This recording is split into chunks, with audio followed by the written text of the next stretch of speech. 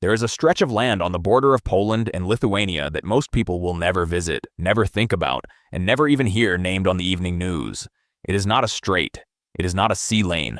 It is not a giant battlefield filled with tanks every day.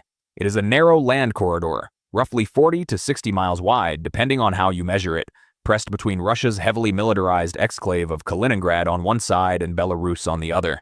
And yet this quiet patch of forests, roads, rail lines, and border towns may be one of the most dangerous pieces of territory on Earth.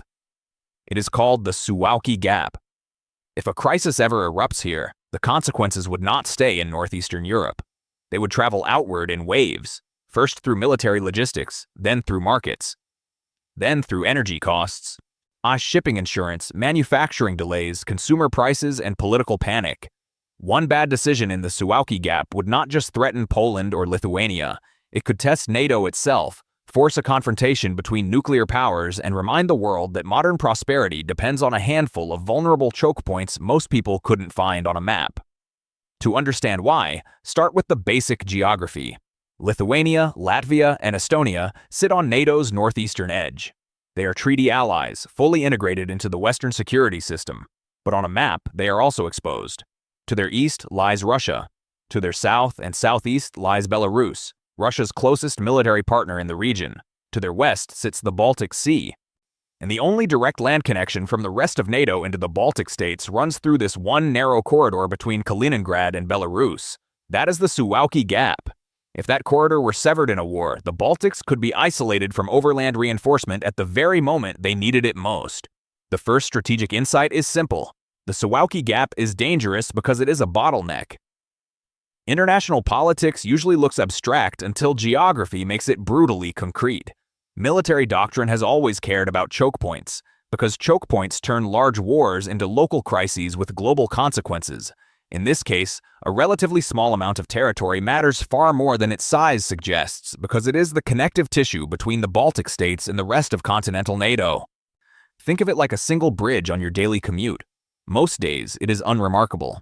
But if that bridge closes, the entire traffic pattern of a city can collapse. Now imagine that bridge is not carrying commuters, but ammunition, fuel, medical supplies, air defense components, replacement vehicles, and the credibility of the most powerful military alliance in history. Suddenly, a rural border zone becomes a strategic fault line. And the domino effect begins immediately. If NATO planners fear the corridor is vulnerable, they move more troops and equipment forward. Russia sees that and calls it escalation. Markets see that and price in instability. Insurance costs rise for transport. Regional governments redirect budgets toward defense. Civilian infrastructure becomes militarized. While ordinary people feel that shift in ways that are surprisingly familiar. Higher fuel costs, disrupted freight routes, nervous investors, and headlines that make businesses delay spending. Before a shot is fired, the economic drag has already begun. The second insight is that the Suwałki Gap matters because of time. Not territory, not symbolism, time. In a crisis, the side that can move first, reinforce fastest, and create facts on the ground gains enormous leverage. Military doctrine suggests that narrow corridors are especially vulnerable to rapid disruption because they do not need to be occupied completely to become unusable. A few missile strikes on bridges, rail junctions, depots, and road nodes can slow or block movement long enough to turn a temporary shock into a strategic crisis. That is what makes this area so frightening. The problem is not that Russia would need to launch some giant invasion across all of Europe to create chaos.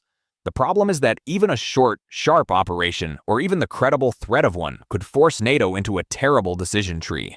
Do you escalate immediately and risk a much larger war? Do you spend precious days verifying intent? Do you try to reopen the corridor while hoping the crisis does not spread elsewhere? Every hour matters. For normal people, this sounds distant, but the logic is easy to understand. If a truck carrying critical parts to a factory gets delayed by one day, that is a problem. If thousands of trucks, trains, and military convoys face delays across a region already under stress, that becomes a chain reaction. Supply chains are not fragile because they are badly designed. They are fragile because efficiency removed the slack. Modern economies are fast, lean, and interconnected. That means disruption moves faster too. The third insight is that the Suwałki Gap is not only a NATO vulnerability, It is also a pressure point in the relationship between Russia, Belarus, and the West. Kaliningrad gives Russia a forward military position on the Baltic coast, cut off from mainland Russia but heavily armed and symbolically important. Belarus gives Moscow depth, access, and allied territory directly adjacent to Poland and Lithuania. On the map, those two positions nearly pinch the corridor shut. That means any confrontation in the region immediately becomes larger than a local border issue.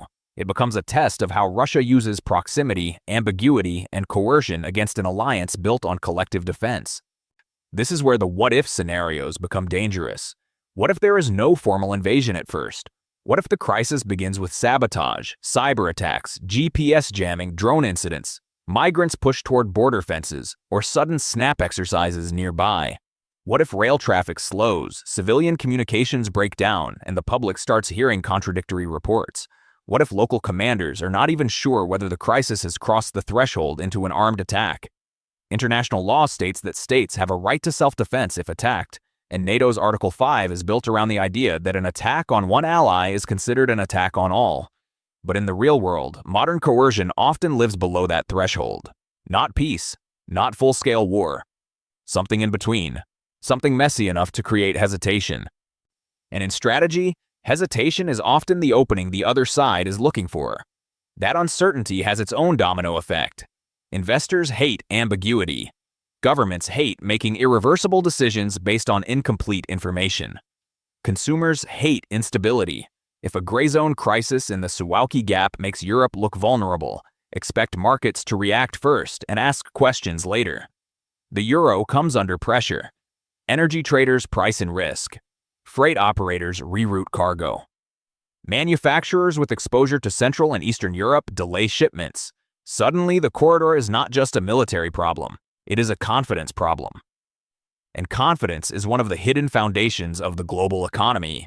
The fourth insight is that even if the Baltic states are no longer as isolated as they once were, the Suwałki Gap still matters because land remains king in wartime logistics. Sea power and air power are crucial, especially now that NATO's position in the Baltic region is stronger than it was a few years ago. But military doctrine also suggests that sustained defense depends on reliable, repeatable logistics. Ammunition, repair capacity, heavy equipment, fuel, spare parts, engineering units, and medical support all move best when multiple secure routes are available. One corridor is risky. One corridor under threat is a strategic liability.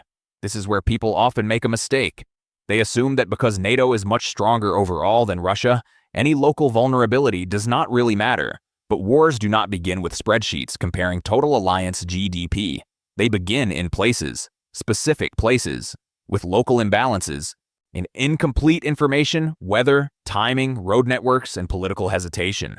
A stronger coalition can still be tested if it is surprised in a place where access is constrained. And again, the real-world analogy is simple. Imagine a huge company with billions in revenue but only one functional server handling a critical process. The company is rich, the company is powerful, the company is diversified. But if that one server fails at the wrong moment, all that strength does not prevent immediate disruption. The Suwałki Gap is that kind of vulnerability, not the whole system, just one part capable of stressing the whole system. The fifth insight is that the danger here is psychological as much as physical. The Suwałki Gap is a test of credibility. NATO is built on deterrence. And deterrence only works if adversaries believe the alliance would act quickly, together, and decisively. If an aggressor can create doubt about that response, even briefly, the strategic value of the operation increases. The point may not be to conquer huge amounts of land.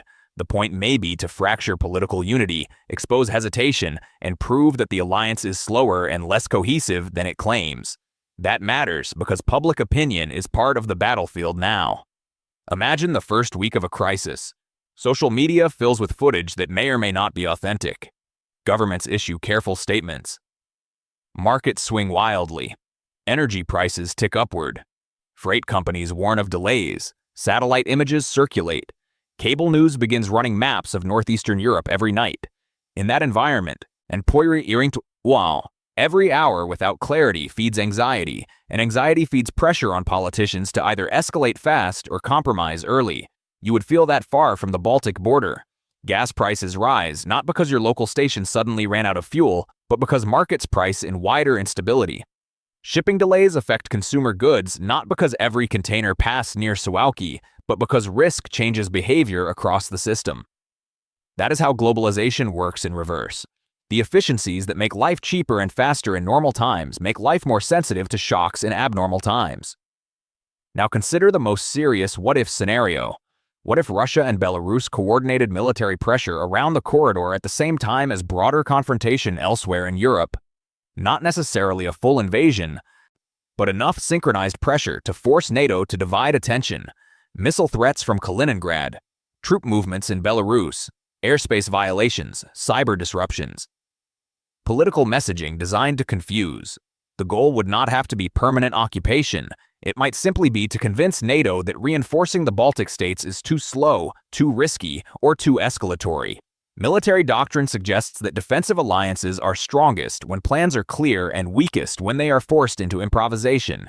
So the existence of the Suwałki Gap problem means NATO must prepare constantly, exercise constantly, and signal constantly.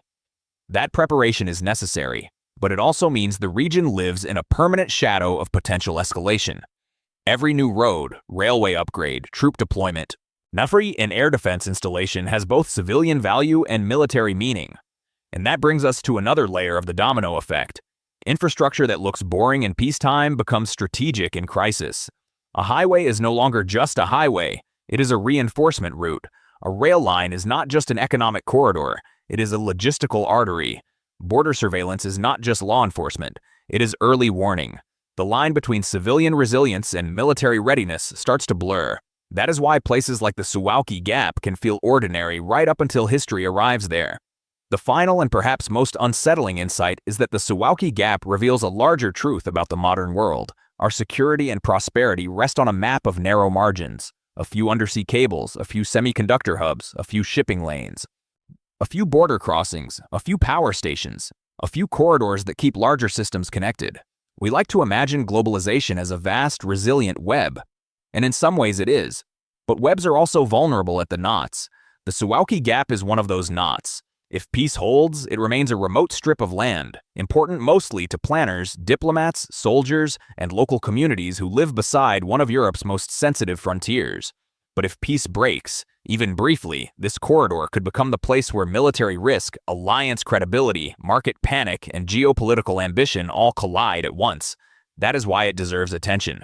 Not because war is inevitable, and not because every border tension leads to catastrophe, but because understanding these pressure points helps explain how fragile stability really is. The modern world does not usually collapse all at once. It wobbles at the edges first, in forgotten corridors, in technical bottlenecks, in places whose names most people only learn after the crisis has already begun. The Suwałki Gap is one of those names, and that should make all of us a little more humble about how the world actually works. The price you pay at the pump, the goods on a store shelf, the confidence in your pension fund, the calm tone of a politician on television, and the safety of a rural road on the Polish-Lithuanian frontier may seem like separate things. They are not. They are connected by systems we only notice when they fail. If you want more analysis like this, more on the hidden choke points, fragile borders, and strategic pressure points that shape our world, subscribe now.